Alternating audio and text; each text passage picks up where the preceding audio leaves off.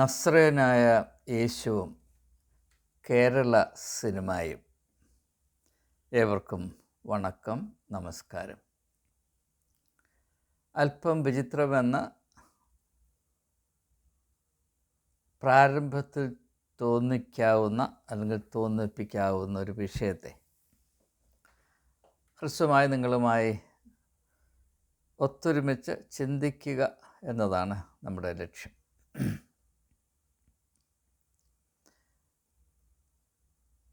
പല ആളുകളും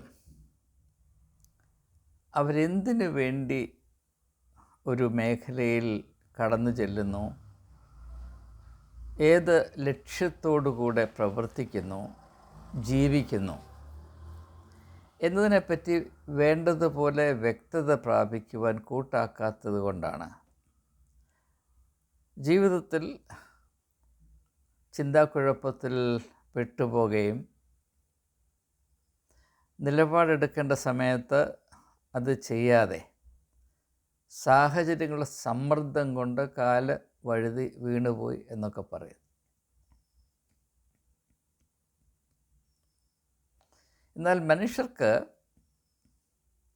രണ്ട് അവസ്ഥകൾ എപ്പോഴും അവരുടെ ഉള്ളിൽ ഏതാണ്ട് തുല്യ തോതിൽ പ്രവർത്തിക്കുന്നുണ്ട് എന്നത് നാം തിരിച്ചറിയണം. മനുഷ്യർ വളരെയധികം കഴിവും ബലവുമുള്ളവരാണ്. അതുപോലെ തന്നെ മനുഷ്യർ, സ്ത്രീയാണെങ്കിലും പുരുഷരാണെങ്കിലും ബലഹീനരാണ്. ബലമുള്ള ബലഹീനരും ബലഹീനതയുള്ള ബലവാന്മാരുമാണ് നാം. ഞാൻ ആവർത്തിക്കട്ടെ. ബലമുള്ള ബലഹീനരും ബലമില്ലാത്ത വീരന്മാരുമാണ് നാം. ഇത് അല്പം ഒന്ന് മനസ്സിലാക്കുന്നത് പ്രയോജനപ്പെടും. വളരെ പ്രാവർത്തികമായ പ്രസക്തിയുള്ളൊരു വിഷയമാണ് നാം നമ്മുടെ ചിന്തയ്ക്ക് ആധാരമാക്കുന്നത്. നിങ്ങൾക്ക് വിരോധമില്ലെങ്കിൽ ഇതിൻ്റെ പശ്ചാത്തലം ഒരുക്കുന്നതിന് വേണ്ടി യേശു ഉന്നയിച്ച ഒരു ചോദ്യം ഒന്ന് സൂചിപ്പിച്ചുകൊണ്ട് ബാക്കിയുള്ള ചിന്തകളിലേക്ക് ഞാൻ പ്രവേശിച്ചു കൊള്ളട്ടെ.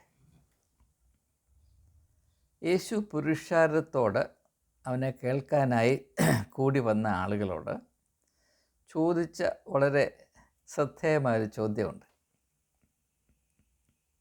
ആ ചോദ്യത്തിൽ സ്നാപക യോഹന്നാൻ ഒരു പ്രധാന പരാമർശമാണ്.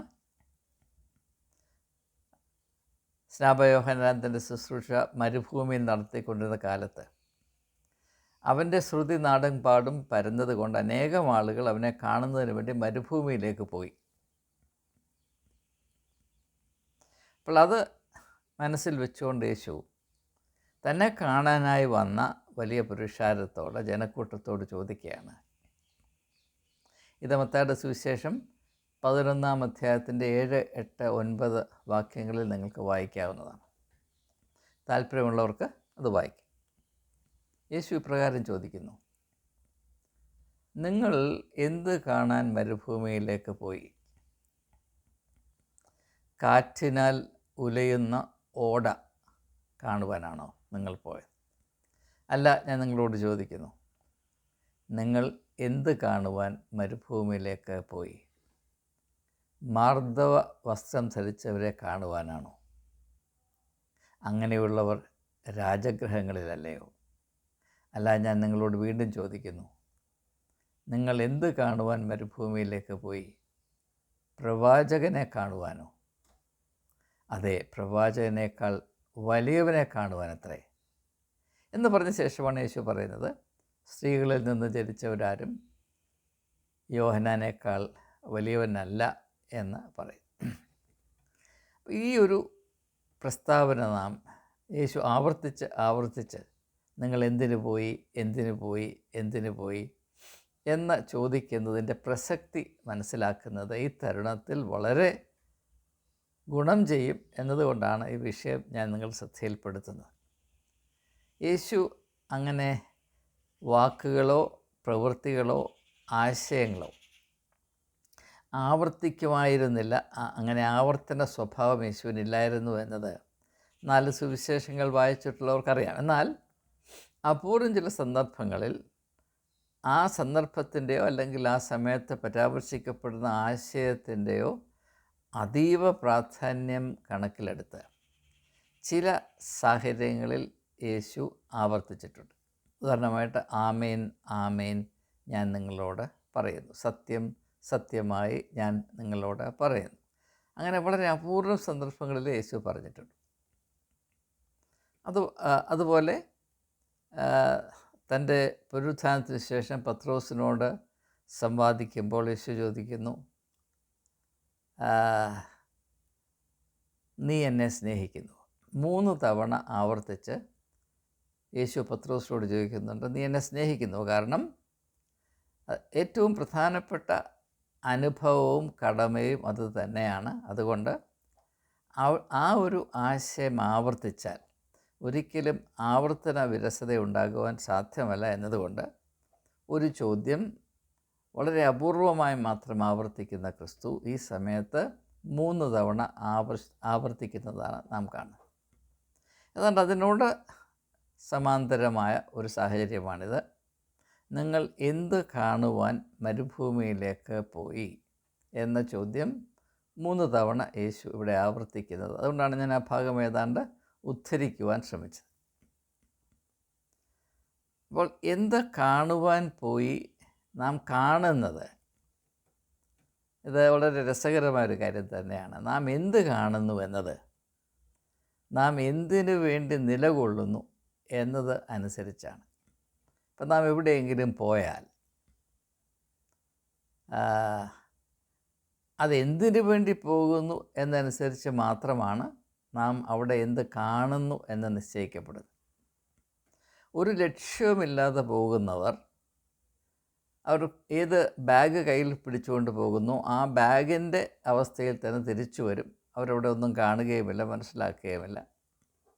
അതിൽ അവിടെ പോയി എന്തെങ്കിലും കാര്യം സാധിക്കാനായിട്ടാണ് പോകുന്നതെങ്കിൽ ആ ഉദ്ദേശമനുസരിച്ച് അവിടെ എന്തെങ്കിലും കണ്ടിരിക്കും. ആ ഉദ്ദേശമനുസരിച്ച് മാത്രമേ കാണുകയുള്ളൂ. അപ്പോൾ ഏതെങ്കിലും കാര്യം സാധിക്കാനായിട്ട് മന്ത്രിയെ കാണാൻ തിരുവനന്തപുരത്ത് പോകുന്ന അല്ലെങ്കിൽ ഡൽഹിയിൽ പോകുന്ന ഒരു വ്യക്തി മന്ത്രിയുടെ കടാക്ഷം കൊണ്ട് മാത്രമേ അദ്ദേഹത്തിന് രക്ഷയുള്ളൂ എന്നതുകൊണ്ട് മന്ത്രിയുടെ മുഖത്തെ ഓരോ ചലനങ്ങളും അദ്ദേഹം വളരെ സൂക്ഷ്മമായി നിരീക്ഷിച്ചിരിക്കും. മറ്റ് പല ആളുകളും കാണാത്ത അദ്ദേഹം അവിടെ കണ്ടിരിക്കും. ഇതാണ് ഇന്നത്തെ പ്രാവർത്തികത. അപ്പോൾ യേശു പുരുഷാരത്തോട് തടിച്ചുകൂടിയ ജനത്തോട് ചോദിക്കുകയാണ്, നിങ്ങൾ എന്ത് കാണുവാൻ മരുഭൂമിയിലേക്ക് പോയി? അതിനെ വേണമെങ്കിൽ നമുക്കിങ്ങനെ പരിഭാഷപ്പെടുത്തി ചോദിക്കാം, നിങ്ങൾ എന്തിനു വേണ്ടി മരുഭൂമിയിലേക്ക് പോയി? നിങ്ങൾ എന്ത് പ്രാപിക്കുന്നതിന് വേണ്ടി, ലഭിക്കുന്നതിന് വേണ്ടി, അറിയുന്നതിന് വേണ്ടി, അനുഭവിക്കുന്നതിന് വേണ്ടി, ഏത് ലക്ഷ്യത്തോടെ നിങ്ങൾ മരുഭൂമിയിലേക്ക് പോയി? ഇത് നാം ആരായാലും നമ്മുടെ അവസ്ഥകൾ എങ്ങനെയൊക്കെയാണെങ്കിലും ഏതൊക്കെയാണെങ്കിലും വളരെ പ്രസക്തമായ നമ്മുടെ ഉള്ളിൽ വ്യക്തതയുണ്ടാകേണ്ട ഒരു അവസ്ഥയെ സൂചിപ്പിക്കുന്നു. ഒരു വ്യക്തിയുടെ ജീവിതത്തിൽ അവൻ അനുഭവിക്കുന്ന ചിന്താക്കുഴപ്പങ്ങളും അങ്കലാപ്പുകളും അവ്യക്തതകളും ബലഹീനതകളും പാളിച്ചകളും വീഴ്ചകളും താഴ്ചകളും ഉയർച്ചകളും എല്ലാം അവൻ എന്തിനു വേണ്ടി ജീവിക്കുന്നു, എന്തിനു വേണ്ടി ഓടുന്നു, എന്തിനു വേണ്ടി അധ്വാനിക്കുന്നു എന്നതിനെ ആശ്രയിച്ച് മാത്രമാണ് ഇരിക്കുന്നത്. ഇതിൻ്റെ പ്രാധാന്യം പ്രത്യേകം മനസ്സിലാക്കണം. കാരണം നാം വസിക്കുന്ന യുഗത്തിൽ മനുഷ്യൻ ലക്ഷ്യബോധമില്ലാതെ അലഞ്ഞു നടന്ന് അവൻ്റെ ജീവിതത്തെ നശിപ്പിച്ച് കളയുന്ന ഒരു സാഹചര്യമാണ്. അതിനുശേഷം അവസരങ്ങളെല്ലാം നഷ്ടപ്പെടുത്തിയ ശേഷം ജീവിതത്തിൽ പരാജയം ഏറ്റുവാങ്ങി സ്വയത്തെപ്പറ്റി വളരെ സന്തപിക്കുകയും അതിൻ്റെ വഴി മറ്റുള്ളവരിൽ ചാരുകയും ചെയ്യുന്ന ഒരു സ്വഭാവമാണ് പൊതുവെ ഞാൻ കണ്ടിട്ടുള്ളത് എന്നത് ഈ സമയത്ത് ഒന്ന് സൂചിപ്പിച്ചുകൊള്ളട്ടെ.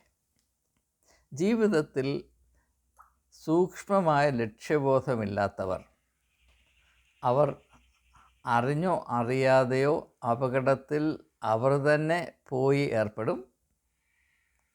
അവർക്ക് അവസരങ്ങൾ ഉള്ളത് നഷ്ടമായി തീരും. അവർ ജീവിതത്തിൽ പരാജയപ്പെട്ടു പോകും. പരിഭവവും പരാജയവുമല്ലാതെ അവർക്ക് മറ്റൊരു നേട്ടവും ഉണ്ടാകുകയില്ല.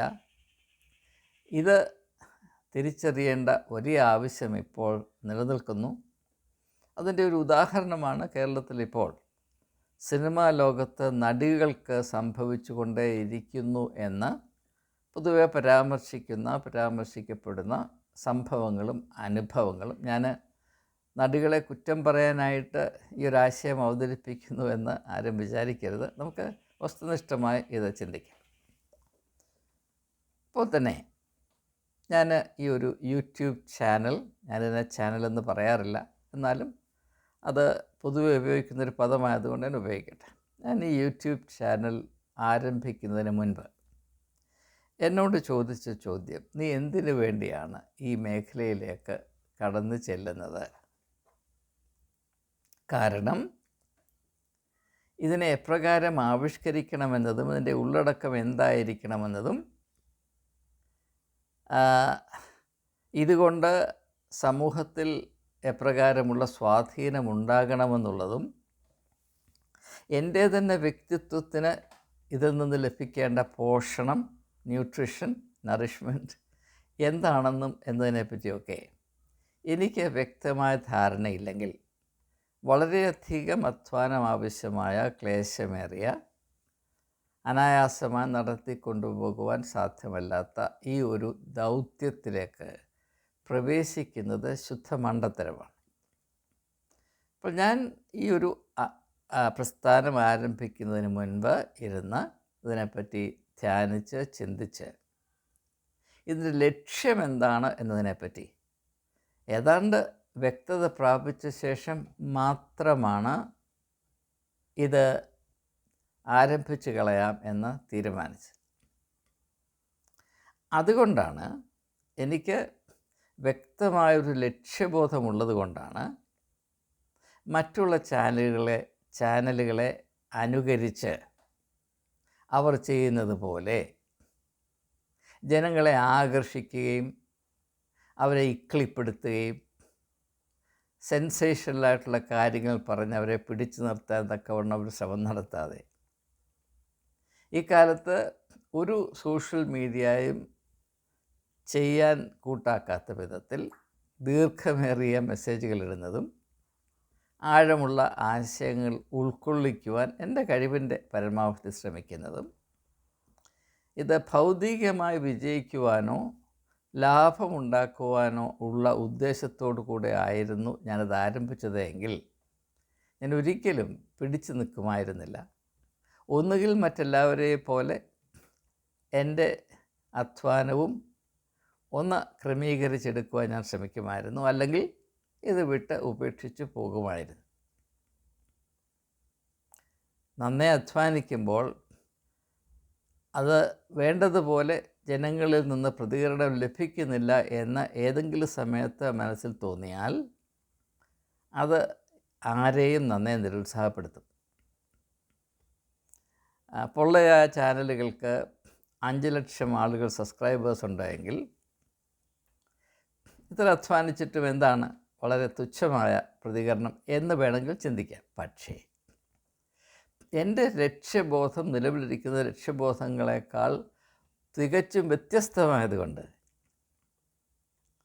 അല്പം ദീർഘമേറിയ ഒരു വീഡിയോ ഇട്ടാൽ ആളുകൾ കോപിച്ച് ഈ ചാനൽ ഉപേക്ഷിച്ചു പോകുമോ?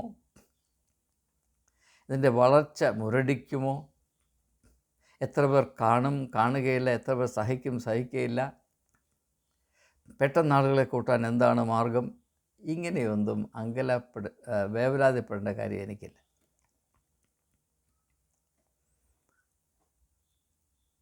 എത്ര പേരുണ്ടെന്നോ ഇല്ലെന്നോ എനിക്ക് പ്രശ്നമല്ല. എത്ര പേരൊരു വീഡിയോ കണ്ടില്ല എന്നതും പ്രശ്നമല്ല. എൻ്റെ പ്രശ്നം, എൻ്റെ ലക്ഷ്യം എന്താണ്? ചില ആശയങ്ങൾ ജനങ്ങളിലെത്തിക്കുക എൻ്റെ പരിപാവനമായ കടമയാണ് എന്ന വ്യക്തമായ ധാരണ എനിക്കുണ്ട്. മാധ്യമലോകത്ത് മറ്റൊരു വിധത്തിലും നികത്താനാവാത്ത ഒരു വലിയ വിടവ് ഇപ്പോൾ സ്ഥിതി ചെയ്യുന്നുണ്ട് എന്ന് നിങ്ങളും ഞാനും ഒന്നുപോലെ തിരിച്ചറിയുന്നു. ആ വിടവ് നികത്തുന്നതിന് ഏതെങ്കിലും വിധത്തിൽ, ഏതെങ്കിലും തോതിൽ, ഒരു ചെറിയ തോതിലെങ്കിലും ഒരു സംഭാവന ചെയ്യുവാൻ എന്നെക്കൊണ്ട് കഴിയുമോ?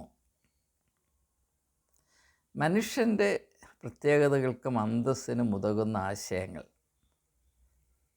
മനുഷ്യ ജീവിതത്തിൻ്റെ നന്മകളെ സ്പർശിക്കുന്ന, നല്ല സാധ്യതകളെ ഉണർത്തുന്ന ചിന്തകളും ആശയങ്ങളും മറ്റ് ആരും പരാമർശിക്കുവാൻ കൂട്ടാക്കാത്ത മടിച്ചു നിൽക്കുന്ന സാഹചര്യങ്ങളിൽ അവയെ ജനങ്ങളുടെ ശ്രദ്ധയിൽപ്പെടുത്താൻ സാധിക്കുമോ? നിലവിലിരിക്കുന്ന അവസ്ഥയ്ക്ക് എന്തെങ്കിലും മെച്ചമായ മാറ്റം വരുത്തുവാൻ സാധിക്കുമോ? എല്ലാറ്റിനുപരിയായി ആത്മീകമായ പരിജ്ഞാനം ഈ മാധ്യമത്തിൽ കൂടെ തന്നെ ജനങ്ങളുടെ ജീവിതത്തിലേക്ക് പകരുവാൻ സാധിക്കുമോ? ഇത് മാത്രമാണ് എൻ്റെ ലക്ഷ്യം. ഈ ലക്ഷ്യത്തിൽ നിന്ന് ഒരു നെല്ലിട പോലും ഇങ്ങോട്ടോ അങ്ങോട്ടോ മാറുവാൻ എനിക്ക് സാധ്യമല്ല.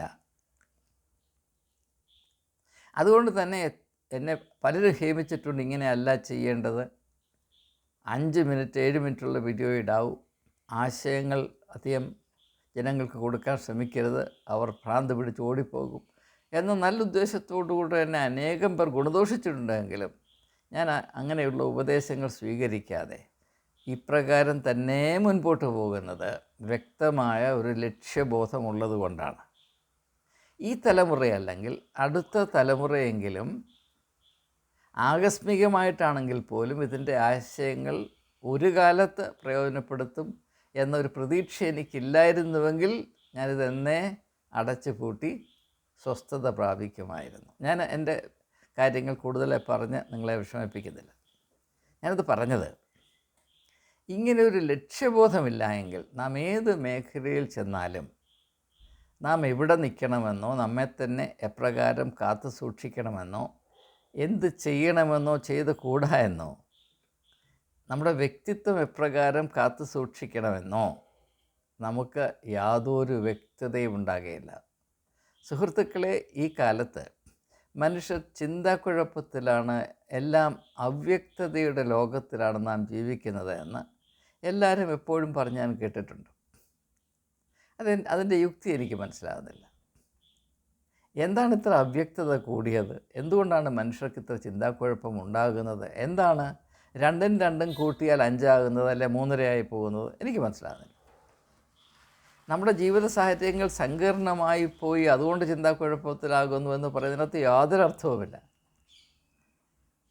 സാഹചര്യങ്ങൾ സങ്കീർണമാണെങ്കിൽ അതിൻ്റെ തോതിൽ തന്നെ നമുക്ക് വളരുവാനും നാം അടിസ്ഥാനപരമായി പ്രാപിക്കുകയും കാത്തു സൂക്ഷിക്കുകയും ചെയ്യേണ്ട ആന്തരികമായ സ്പഷ്ടതയും ലക്ഷ്യബോധവും പ്രാപിപ്പാനും നിലനിർത്താനും നമുക്ക് കഴിയും. നാം അതിനുവേണ്ടി ശ്രമിക്കുന്നില്ല എന്നത് മാത്രം. അപ്പോൾ ഈ ഒരു വെളിച്ചത്തിൽ നമുക്ക് കേരളത്തിലെ സിനിമാ ലോകത്തിൽ സ്ഥിതി ചെയ്യുന്ന അരാജകത്വം എന്ന് പറയുന്ന ഈ ഒരു പ്രതിഭാസത്തെ ഒന്ന് പരിഗണിച്ചാൽ, ഞാനിതിനെപ്പറ്റി പല വീഡിയോകൾ നിങ്ങളുമായി പങ്കിട്ടിട്ടുണ്ട്. കാരണം സമകാലീന പ്രസക്തമായ സംഭവങ്ങളോട് ചേർന്ന് നിന്നുകൊണ്ട് ചിന്തിക്കുമ്പോൾ ജീവിത യാഥാർത്ഥ്യങ്ങളെ കുറച്ചുകൂടെ സ്പഷ്ടമായി തിരിച്ചറിയുവാനും അറിയിക്കുവാനും കഴിയും എന്നതുകൊണ്ട് മാത്രമാണ്. അല്ലാതെ സിനിമാ ലോകത്തെപ്പറ്റി എനിക്ക് അതിൻ്റെ പ്രത്യേകമായ അറിവോ താല്പര്യമോ ഉണ്ടായിട്ടല്ല. ഇത് നമ്മുടെ ഇടയിൽ ഇപ്പോൾ സ്ഥിതി ചെയ്യുന്ന എല്ലാവരെയും ശ്രദ്ധ പിടിച്ചു പറ്റിയിരിക്കുന്ന ഒരു സംഭവവും അവസ്ഥയുമാകയാൽ ഇതിൽ കൂടെ നമുക്ക് തിരിച്ചറിയാവുന്ന അർത്ഥവത്തായ ആശയങ്ങളും അറിവുകളും എന്താണ്? ഇത് മാത്രമാണ് നമ്മുടെ താല്പര്യം. ഇപ്പോൾ ഒരു സ്ത്രീ എന്തുകൊണ്ട് സിനിമാ ലോകത്തിലേക്ക് പ്രവേശിക്കുവാൻ താല്പര്യപ്പെടുന്നു? അത് യേശുവിൻ്റെ ചോദ്യത്തിലേക്ക് നാം മടങ്ങി വരും. നിങ്ങൾ എന്ത് കാണുവാൻ മരുഭൂമിയിലേക്ക് പോയി? ആ ചോദ്യത്തെ നമുക്ക് അല്പം ഒന്ന് മാറ്റി നമ്മുടെ സാഹചര്യത്തോട് ചേർത്ത് പിടിച്ച് ഒന്ന് പുനർനിർവചിക്കുമ്പോൾ, നടികളായ സഹോദരികളെ, നിങ്ങൾ എന്ത് കാണുവാൻ സിനിമാ ലോകത്തിലേക്ക് പോയി? അതൊരു ചോദ്യമാണ്. അതിനൊരു ഉത്തരം കണ്ടുപിടിച്ചേ മതിയാകുകയുള്ളൂ. അപ്പോൾ ഞങ്ങൾ ഇരകളാണെന്ന് പറഞ്ഞിട്ടൊന്നും കാര്യമൊന്നുമില്ല. അത് ഇരകളാണല്ലെന്നല്ല ഞാനീ പറഞ്ഞത്. പക്ഷേ നമ്മൾ ഇരകളായി പോകുന്നതിൽ നാം എന്തെങ്കിലും പങ്ക് വഹിക്കുന്നുണ്ടോ? ഇത് ചിന്തിക്കേണ്ട കാര്യം തന്നെയാണ്. എല്ലാം മറ്റുള്ളവരുടെ തോളിൽ അടിച്ചേൽപ്പിക്കുന്നത് ശരിയല്ല. ഞാൻ ആത്മാർത്ഥമായിട്ട് വിശ്വസിക്കുന്നൊരു കാര്യം, ഒരു സ്ത്രീക്ക് വ്യക്തമായ ലക്ഷ്യബോധവും അതിന് ആനുപാതികമായ സ്വഭാവ ശാക്തീകരണവും, the power of character, personality, ഒരു സ്ത്രീയുടെ വ്യക്തിത്വത്തിൽ അടങ്ങിയിരിക്കുന്ന ശക്തി അത് വളരെ അപാരമാണ്. കാളിദാസൻ്റെ ശകുന്തള രാത്രിയിൽ നടന്നു പോകുമ്പോൾ അവളൊരു തീനാളം പോലെയാണ് നടക്കുന്നത് എന്നാണ് കവി പറയുന്നത്. ഒരു ടങ് ഓഫ് ഫ്ലെയിം, അത് ഒരു സാധ്യതയാണ്. ഞാനൊരിക്കൽ ഡൽഹിയിൽ താമസിക്കുമ്പോൾ എൻ്റെ കോളേജിൻ്റെ ക്യാമ്പസിലാണ് ഞാൻ താമസിക്കുന്നത്. അവിടെ നിന്ന് അല്പം അകലെ കമലാനഗർ എന്ന് പറയുന്ന ഒരു സ്ഥലത്ത്, അവിടെയാണ് ഷോപ്പിങ്ങിന് പോകുന്നത്. നടന്നു പോകാനുള്ള ദൂരമേ ഉള്ളൂ, അതുകൊണ്ട് തന്നെ ചെറിയൊരു സ്ഥലം. അപ്പോൾ അവിടെ പോകുമ്പോൾ അടുത്ത കോളേജായ കിരോറിമൽ കോളേജിൻ്റെ അകത്തുകൂടെ കയറിപ്പോയാൽ ദൂരം കുറച്ചുകൂടെ കുറയ്ക്കാം, അതുകൊണ്ട് അതിനിടയിൽ കൂടെ ഞാൻ കയറിപ്പോകാറുണ്ട്. അപ്പോൾ അങ്ങനെ വരുമ്പോൾ ഒരു വളരെ ഇടുങ്ങിയ ഒരു കോറിഡോറുണ്ട്. അവിടെ വേണ്ടത്ര വെളിച്ചമൊന്നുമില്ല. അത് മുറിച്ച് കടന്നിട്ട് വേണം അപ്പുറത്ത് കടന്ന് കമലാനഗറിൽ പോകാൻ. ഒരിക്കൽ ഞാനിങ്ങനെ പോകുമ്പോൾ എൻ്റെ മുമ്പിൽ നടക്കുന്നത് നല്ല സുന്ദരിയായ ഒരു പെൺകുട്ടിയാണ്. അവൾ ആ കോളേജിൽ പഠിക്കുന്നവളായിരിക്കും. എനിക്ക് വ്യക്തിപരമായ ആളിനെ അറിഞ്ഞുകൂടാ. മുൻവശത്ത് നിന്ന് എതിർവശത്ത് നിന്ന് 3 പൂവാലന്മാർ, നമ്മുടെ റോമിയോകൾ, ഈ പെൺകുട്ടിയെ കണ്ടപ്പോൾ ഈ സിനിമാ ലോകത്തിലെ നമ്മുടെ കലാകാരന്മാരെ പോലെ അല്പം ഒന്ന് പരീക്ഷിച്ച് കളയാം, ഒന്ന് രുചിച്ച് നോക്കിക്കളയാം എന്നും പറഞ്ഞ് അടുത്ത് വന്ന് അവളെ ഒന്ന് തൊട്ടു. അവൾ തിരിഞ്ഞ്, ഞാൻ വളരെ സൂക്ഷിച്ച് നോക്കുകയാണ്, ഒരൊറ്റ അക്ഷരം പറഞ്ഞില്ല. അവളവിടെ നിന്ന് ഈ 3 പേർ ഒരൊറ്റ നോട്ടം നോക്കിയതേ ഉള്ളൂ. ചൂളി വിറച്ച് വിയർത്ത് അവരോടിപ്പോയി. ഞാൻ കണ്ണുകൊണ്ട് കണ്ടതാണ്. പക്ഷേ അത് ഉണ്ടാകണമെങ്കിൽ ഉള്ളിൽ എന്തെങ്കിലും ഉണ്ടായിരിക്കണം. ഇപ്പോൾ സിനിമാ ലോകത്ത് പോകുന്നത് പെട്ടെന്ന് പണമുണ്ടാക്കാനും പ്രശസ്തി പ്രാപിക്കാനുമാണ്, അല്ലെങ്കിൽ അത് ഏതോ ഒരു മാസ്മരികമായ ലോകമാണ്, അവിടെ തങ്ങിപ്പറ്റി നിൽക്കുന്നതാണ് വലിയ കാര്യമാണ് എന്ന ഒരേ ഒരു ലക്ഷ്യം കൊണ്ട് മാത്രമാണ് സിനിമാ ലോകത്തിൽ പ്രവേശിക്കുന്നത് എങ്കിൽ അത് ഇപ്രകാരമുള്ള ഒരു കാടാണ്, ഒരു ജംഗിളാണ്. അവിടെ വന്യമൃഗങ്ങൾ നന്നേ അലഞ്ഞു തിരിഞ്ഞ് നടക്കുന്നുണ്ട്. ഇതെല്ലാവർക്കും അറിയാവുന്ന കാര്യമാണ്. ഈ ഒരു സാഹചര്യത്തിൽ നിങ്ങൾക്ക് നിങ്ങളെ തന്നെ സംരക്ഷിക്കുവാൻ താല്പര്യമുണ്ടെങ്കിൽ അത് സാധ്യമാണ്. പക്ഷേ അതിന് തക്കതായ ഒരു തയ്യാറെടുപ്പ്, തക്കതായ ഒരു വ്യക്തിത്വം, തക്കതായ ഒരു കാഴ്ചപ്പാട്, ഒരു സമീപനം, ഒരു നിലപാട്, ഒരു ആന്തരികമായ അഗ്നി ഉണ്ടാകണം. അതാവശ്യമാണ്. ഇത് ആരും പറയാൻ ധൈര്യപ്പെടില്ല. കാരണം ഇങ്ങനെ ഒരു സാഹചര്യം വരുമ്പോൾ എല്ലാവരും വൈകാരികമായി പ്രതികരിക്കുന്നു. ഇങ്ങനെ പറഞ്ഞാൽ അയ്യോ ആളുകൾ വന്ന് നമ്മെ തല്ലും. സത്യമാണ്. ഒരു സ്ത്രീ പുരുഷനിൽ ഉണർത്തുന്ന വികാരം പരിശുദ്ധമാകാൻ സാധ്യതയുണ്ട്. ഈ തരുണത്തിൽ ഞാൻ മദർ തെരേസയെ ആദ്യമായി സന്ദർശിച്ച അവസരം ഞാൻ എപ്പോഴും വളരെ സന്തോഷത്തോടും ആന്തരികമായ ആവേശത്തോടും കൂടെയാണ് ഓർക്കുന്നത്. ഞാൻ ആ സ്ത്രീയുടെ അടുത്ത് നിന്ന് സംസാരിക്കുമ്പോൾ എൻ്റെ മനസ്സിൽ വെളിച്ചം നിറയുന്നതായിട്ടാണ് എനിക്ക് തോന്നിയത്. സത്യമായി ഞാൻ നിങ്ങളോട് പറയുന്നു, വെളിച്ചം നിറയുന്നതായിട്ടാണ് എനിക്ക് തോന്നിയത്. അതൊരു സ്ത്രീയാണ്. ഞാൻ അവരെ വിട്ടു പോകുമ്പോൾ ഒരു 2 കൈയും കൂപ്പി എനിക്ക് വിട പറഞ്ഞു. ആ 2 കൈ കൂപ്പിയ ദൃശ്യം, അതിൻ്റെ മനോഹാരിത ഇന്നും തേൻ പോലെ എൻ്റെ ഉള്ളിൽ നിൽക്കുന്നുണ്ട്. അവർ മരിച്ചപ്പോൾ ഞാൻ അവരെപ്പറ്റി ഒരു ലേഖനം എഴുതി. അത് അനേക രാജ്യങ്ങളിൽ അതിനെപ്പറ്റി പരാമർശമുണ്ടായ ലേഖനമാണ്. അത് മദർ തെരേസയും പ്രിൻസസ് ഡയാനയും ഏതാണ്ട് ഒരേ സമയത്താണ് മരിച്ചത്. അവരുടെ അടക്കം ഒരു ദിവസമായിരുന്നു. മദർ ഡയാന അവരുടെ താരതമ്യമായിട്ടാണ് ഞാൻ സൗന്ദര്യം എന്നാൽ എന്ത് എന്ന വിഷയത്തെപ്പറ്റിയാണ് ആ ലേഖനം. ഡയാന വളരെ സുന്ദരിയായിരുന്നു. അവരുടെ സൗന്ദര്യം വേറൊരു പ്രതിഭാസമാണ്. ഞാൻ മദർ തെരേസയിൽ കണ്ട സൗന്ദര്യം അതുല്യമാണ്. അത് സ്ത്രീത്വത്തിൻ്റെ സൗന്ദര്യമാണ്. അങ്ങനെ ഒരു സൗന്ദര്യം വളർത്തിയെടുക്കുവാൻ ഈ സംസ്കാരം നിങ്ങളെ പഠിപ്പിക്കുകയില്ല, പ്രേരിപ്പിക്കുകയില്ല. ഭവനങ്ങളിൽ പോലും അതിനുള്ള പ്രേരണകൾ ഇക്കാലത്തിൽ ലഭിക്കുന്നില്ല എന്നത് ഒരു സങ്കടകരമായ പിന്നെ മതങ്ങളുടെ കാര്യം പോട്ടെ. അതുകൊണ്ട് ഇങ്ങനെയുള്ള തിരിച്ചറിവുകളാണ് നമുക്ക് വേണ്ടത്. ഇനിയും യേശുവിൻ്റെ ജീവിതത്തിൽ നിന്ന് 1-2 സംഭവങ്ങൾ, അത് ഉദാഹരണങ്ങൾ എന്ന നിലയിൽ മാത്രം ഞാനൊന്ന് സൂചിപ്പിക്കട്ടെ. അപ്പോൾ യേശു യെരൂശലേം ദേവാലയത്തിലേക്ക് കടന്നു ചെല്ലുന്നു. അവൻ ഏതുദ്ദേശത്തോടു കൂടെ കടന്നു ചെല്ലുന്നു എന്നതിനെ ആസ്പദമാക്കി മാത്രമാണ് അവൻ്റെ വ്യക്തിത്വത്തിൻ്റെ ഗാംഭീര്യം. യേശു അവിടെ ചെന്നപ്പോൾ അവൻ്റെ ഉള്ളിൽ ധർമ്മരോഷത്തിൻ്റെ തീ കത്തി. അവൻ ചാട്ടവാറെടുത്ത് ദേവാലയത്തെ കള്ളന്മാരുടെ ഗുഹയാക്കി മാറ്റിയ ജനത്തെ അവിടെ നിന്ന് അടിച്ചു പായിച്ചു എന്ന് നാം വായിക്കുന്നു. എന്നാൽ ഒരു പുരോഹിതൻ അവിടെ പോയിരുന്നുവെങ്കിൽ, സാധാരണ പുരോഹിതൻ അവിടെ പോയിരുന്നുവെങ്കിൽ അവനവിടെ വിൽക്കുന്ന ആളുകളിൽ നിന്ന് 10% പ്രാപിച്ച് അവരോട് കൈപിടിച്ച് ഷെയ്ക്ക് ഹാൻഡ് കൊടുത്ത് അവൻ പോവും. ഇതാണ് വ്യത്യാസം. യേശു സക്കായിയെ കണ്ടുമുട്ടി, അല്ലെങ്കിൽ സക്കായി യേശുവിനെ കണ്ടുമുട്ടി. അവൻ്റെ ജീവിതത്തിൽ ഒരു വലിയ രൂപാന്തരമുണ്ടായി.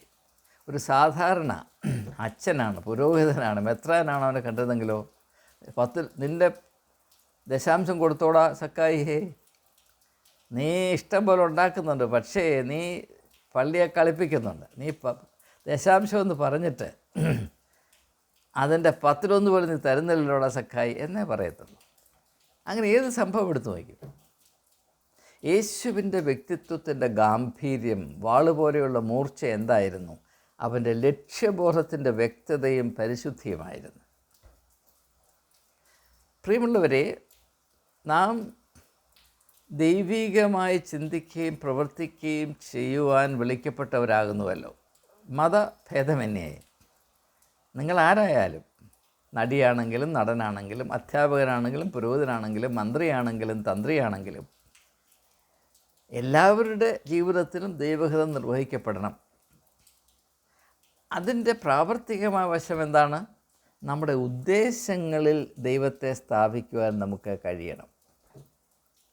നാം ലോകത്തോട് പ്രതികരിക്കുമ്പോൾ, ഓരോ സാഹചര്യങ്ങളോട് പ്രതികരിക്കുമ്പോൾ ആ പ്രതികരണ രീതിയിൽ നമുക്ക് ദൈവത്തിന് ഇടമുണ്ടാകണം. ദൈവീകമായ വെളിച്ചം അവിടെ ഉണ്ടാകണം. ആ വെളിച്ചത്തിൽ കൂടെ വേണം കാണുവാൻ. ലോകത്തെ കാണേണ്ടത് നമ്മുടെ പ്രാകൃതമായ കണ്ണുകളിൽ കൂടെയല്ല, യേശു എന്ന വെളിച്ചത്തിലാകണം, ദൈവം എന്ന വെളിച്ചത്തിലാകണം. അതിൻ്റെ പേരാണ് ആത്മീയത എന്നുള്ളത്. അല്ലാതെ വാക്കുകൊണ്ട് ചിലത് ഉച്ചരിക്കുന്നു, ചിലത് നീട്ടിച്ചൊല്ലുന്നു, പള്ളിയിൽ പോയിരിക്കുന്നു, ആമേൻ പറയുന്നു, തമ്പാറടിക്കുന്നു, മറുഭാഷ പറയുന്നു, റബ്ബർ പന്ത് പോലെ തെറിക്കുന്നു. ഇതൊന്നും അർത്ഥമില്ലാത്ത കാര്യങ്ങളാണ്. അർത്ഥമുള്ള ഒന്നുപോലും ആരെങ്കിലും പ്രാപിക്കണമെന്ന് താല്പര്യപ്പെട്ട് അതിന് തക്കതായ ശുശ്രൂഷ നിർവഹിക്കുന്നതായി എൻ്റെ ശ്രദ്ധയിൽപ്പെടുന്നില്ല. അതുകൊണ്ടാണ് ഞാൻ ഈ പറയുന്നത്. ഒരേ ഒരു കാര്യം നോക്കി, ഒറ്റ കാര്യം നോക്കിയാൽ മതി. എന്താണ്? നാം ലോകത്തെ കാണുന്ന വിധത്തിൽ, ലോകത്തോട് പ്രതികരിക്കുന്ന വിധത്തിൽ ദൈവത്തിന് ഇടം കൊടുക്കുക. ദൈവികമായ ആ വെളിച്ചത്തിന് ആ വെളിച്ചത്തിൽ കൂടെ കാണുക. അതനുസരിച്ച് സാഹചര്യങ്ങളെ മനസ്സിലാക്കുകയും നമ്മുടെ പ്രതികരണത്തെ നാം രൂപീകരിക്കുകയും ചെയ്താൽ എല്ലാ പ്രശ്നങ്ങൾക്കും അറുതിയുണ്ടാകും എന്നാണ് എൻ്റെ വിശ്വാസം. അതിന് കൂട്ടാക്കാതെ ലൗകികമായ താല്പര്യങ്ങളും അറിഞ്ഞുകൊണ്ട് ചീഞ്ഞു നാറിയ ലക്ഷ്യങ്ങളും മാത്രം അനുധാവനം ചെയ്ത് ചില മേഖലകളിലേക്ക് കടന്നു ചെല്ലുമ്പോൾ നാം വളരെ ബലഹീനമായ വ്യക്തിത്വത്തോടു കൂടെയാണ് അവിടെ കയറി ചെല്ലുന്നത് എന്ന് അവിടെയുള്ള കുറുക്കന്മാർക്ക് മണത്തറിയാനുള്ള കഴിവുണ്ട്. ദൂരെ നിന്ന് അവർ മണത്തറിയും, ഇതാ ഒരു ഇര വരുന്നു, ഇര വരുന്നു, ഇര വരുന്നു. നാം ഒരു മേഖലയിലേക്ക് കടന്നു ചെല്ലുമ്പോൾ മറ്റുള്ളവർ നമ്മെ മനസ്സിലാക്കുന്ന ഇതാ എൻ്റെ ഇര വരുന്നു, ഇര വരുന്നു, ഇര വരുന്നു എന്ന് മാത്രമാണെങ്കിൽ തീർച്ചയായും അങ്ങനെ കാണുകയും ചിന്തിക്കുകയും ചെയ്യുന്നവൻ മൃഗമാണ്, സംശയമില്ല. പക്ഷേ നാം എന്തിനാണ് ഇരയായിട്ട് അങ്ങോട്ട് പോയത്? അതും ഒരു പ്രശ്നമാണ്. ഇരയായി തീരാനല്ല നാം ഈ ഭൂമിയിൽ ജനിച്ചത്. നാം അത്ഭുതമാണ്, രണ്ട് കാലിൽ സഞ്ചരിക്കുന്ന അത്ഭുതങ്ങളാണ്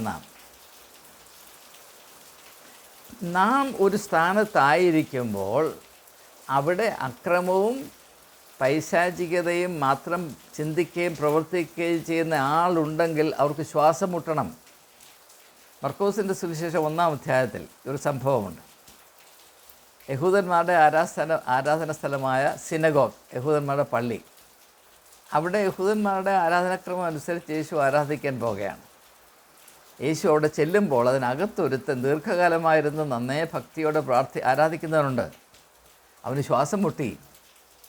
അവൻ്റെ ഉള്ളിലെ പിശാച് അലറി വിളിച്ചു പറഞ്ഞു, എന്നെ അലട്ടരുതേ. അതുവരെ അവന് യാതൊരു പ്രശ്നമില്ലായിരുന്നു. അവിടെ ആളുകൾ നന്ന ഭക്തിയോടെ ആരാധിക്കുകയാണ്. പക്ഷേ പിശാചിന്, ഭൂതത്തിന് ഒരു പ്രശ്നവുമില്ല. പക്ഷെ പരിശുദ്ധനായ ഒരു വ്യക്തി അവിടെ കടന്നു ചെല്ലുമ്പോൾ ഭൂതത്തിന് ശ്വാസം മുട്ടും, അവിടുന്ന് അലറി ഓടി രക്ഷപ്പെടും. അതിൻ്റെ പേരാണ് വ്യക്തിത്വം എന്നുള്ളത്. ഞാൻ എൻ്റെ ഗുണവിശേഷങ്ങൾ പറയുകയാണെന്ന് നിങ്ങൾ വിചാരിക്കരുത്. ഞാൻ നാഷണൽ കമ്മീഷനിൽ ജോലി ചെയ്യുമ്പോൾ ഏതാനും മാസങ്ങൾ കഴിഞ്ഞപ്പോൾ എൻ്റെ കൂടെ പ്രവർത്തിച്ച മറ്റ് 2 പേർക്കും ശ്വാസം മുട്ടി തുടങ്ങി. എല്ലാ കമ്മീഷനും നടക്കുന്ന കലാപരിപാടികൾ അവിടെ നടത്തുവാൻ, എൻ്റെ സാമീപ്യത്തിൽ നടത്തുവാൻ വയ്യ എന്നൊരവസ്ഥ വന്നപ്പോൾ അവർ 2 പേരും എനിക്കെതിരെ ഒരു സഖ്യമുണ്ടാക്കി.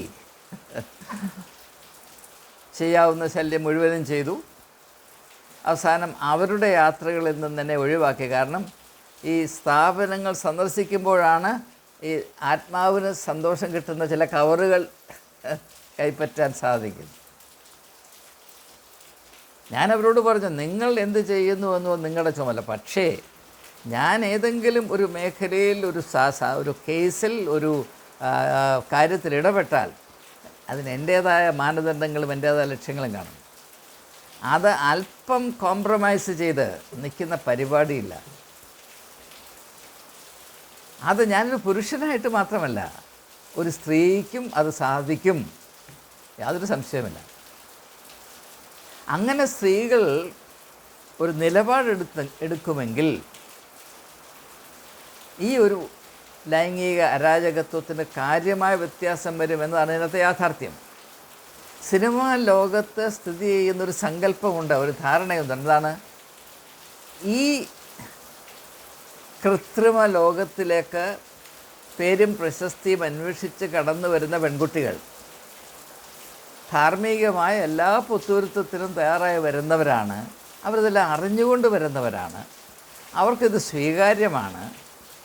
എന്നാൽ അവർ ചിലരെ മാത്രം ഫേവർ ചെയ്യുന്നു, ഞങ്ങളെ ഫേവർ ചെയ്യുന്നില്ല എന്നൊരു അസൂയ ഇതിനകത്തുണ്ട് എന്ന്.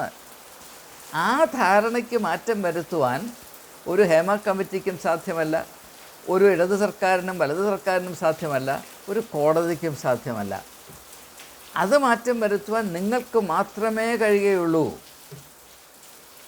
പുരുഷൻ എത്ര മൃഗമാണെങ്കിലും അവനും തിരിച്ചറിയുന്നൊരു യാഥാർത്ഥ്യമുണ്ട്. ആ സ്ത്രീയുടെ ഉള്ളിൽ മനുഷ്യ അന്തസ്സിൻ്റെ ഒരു വിളക്ക് കത്തുന്നുണ്ട്. അവൻ ദൂരെ നിന്നത് കണ്ട് കൂപ്പി വണങ്ങിപ്പോകും, മാറിപ്പോകും.